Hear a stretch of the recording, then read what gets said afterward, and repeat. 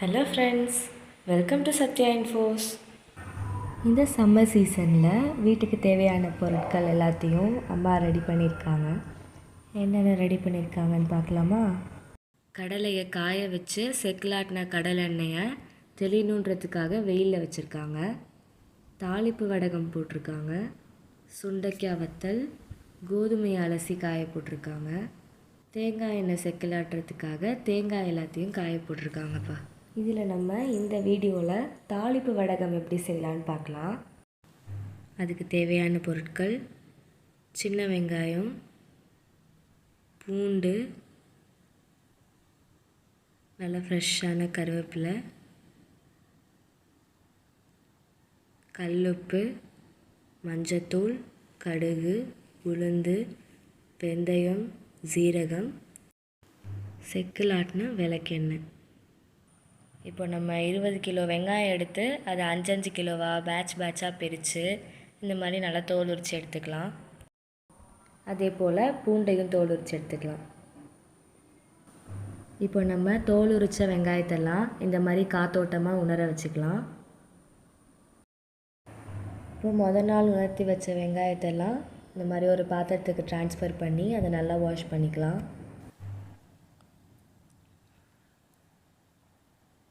அதே போல் நல்லா பூண்டையும் வாஷ் பண்ணிவிட்டு அதை தண்ணி இல்லாமல் இன்னொரு பாத்திரத்தில் எடுத்து வச்சுக்கலாம்.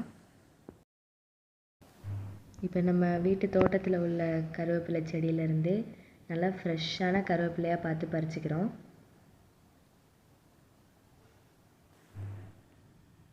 அதையும் நல்லா வாஷ் பண்ணி தனித்தனியாக எடுத்துக்கலாம்.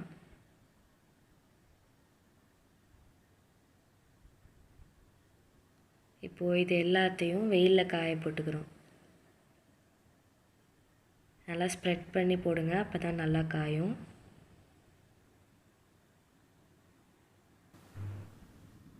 இப்போ பாருங்கள், கருவேப்பிலாம் நல்லா காஞ்சிட்டு இப்போ காய போட்டது எல்லாத்தையும் எடுத்துடலாம். இது எல்லாத்தையுமே நல்லா நைஸாக பொடி பொடியாக அரைஞ்சிக்கலாம்.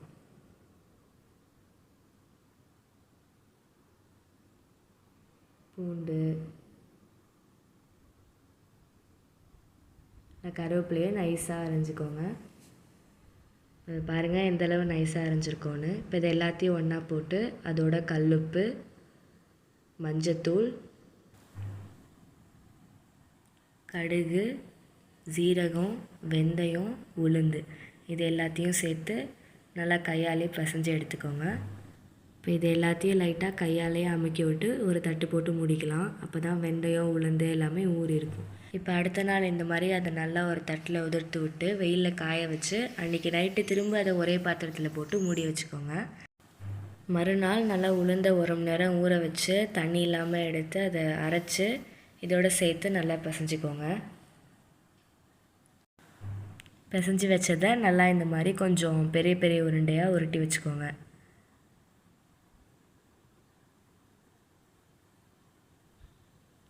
இதே போல் எல்லா உருண்டையும் உருட்டிக்கலாம்.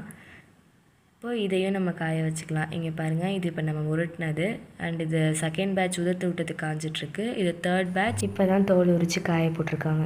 இப்போ இது எல்லாத்தையும் வெயிலில் காய வச்சு எடுத்ததுக்கப்புறம் நம்ம உளுந்தை போட்டு உருட்டி காய வச்சுருந்தோம்ல, அது எல்லாத்தையும் உதிர்த்து விட்டு அதில் விளக்கெண்ணெயை ஊற்றி நல்லா பிசைஞ்சு திரும்ப மூடி போட்டு மூடிக்கலாம்.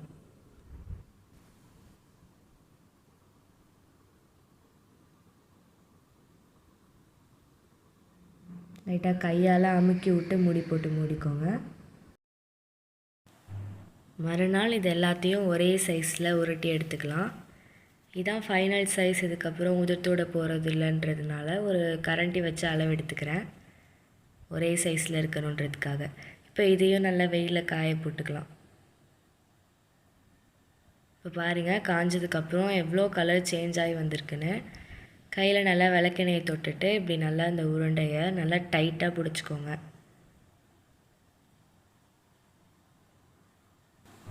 மற்ற உருண்டைக்கும் இப்போ நம்ம டைட்டாக எண்ணெய் பிடிச்சி வச்ச உருண்டைக்கும் நீங்கள் பார்த்தீங்கனாலே வித்தியாசம் தெரியும். ஏன் எண்ணெய் தொட்டு பிடிச்சி வைக்கிறோன்னா, டெய்லியும் அது வெயிலில் வச்சு வச்சு எடுக்கிறதுனால அது ஈஸியாக உதிர்ந்துடும். அதனால் அது உதிராமல் இருக்கிறதுக்காக தான் நம்ம எண்ணெய் பிடிச்சி வைக்கிறோம்.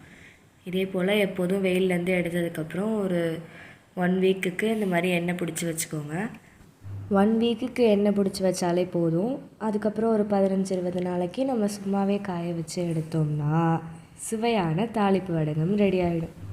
நம்ம எடுத்த 20 கிலோ வெங்காயத்துக்கு 6 கிலோ வடகம் கிடச்சிருக்கு. இது கம்ப்ளீட்டாக ரெடியாகி வரத்துக்கு கிட்டத்தட்ட 20 நாள் ஆகும்.